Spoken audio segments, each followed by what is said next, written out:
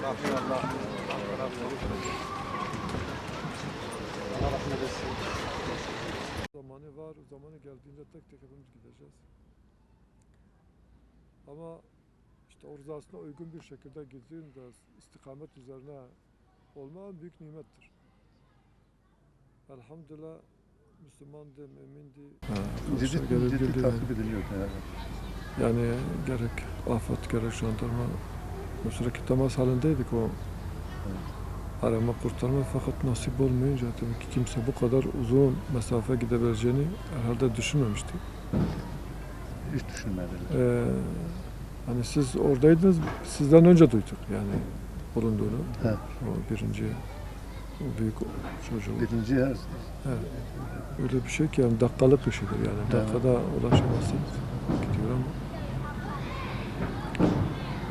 Demek ki artık böyle ecel tamamlayınca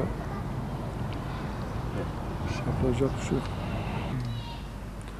Demek ki hani su altında olduğu dönemde göremediler. Bir müddet sonra He. su üstüne çıkıyor. Zaten AFAD da bunu normal vatandaş bulmuş. Birincisinde mi? İkincisini. Ha, birincisinde. Evet. Birincisi de AFAD buldu, otururken, bakarken fark ettiler. Gidiyor yani. O küçük yüzme de yani kendi kendini kurtarma şeyi de vardır. Ama büyüğün sudan çok korktuğunu, yani ondan dolayı biz suya giremeyeceğini tahmin ediyor. Çok korkuyordu yani o büyüğü. Ufak bir kaza geçirmişti sudan dolayı, suya hiç yaklaşmıyordu. Demek ecel olunca artık bazı şeyler... Ecel tamam olunca artık Evet. Allah-u Teala bir sebep icat ediyor. Geldiğince o tedbiri alacağız inşallah. Yani tedbir almak aynı zamanda hani sünnete uyma olduğu için belki bir ibadettir ama yani evet belki ecel değişmez. Evet. İndillah'ta bellidir. Evet.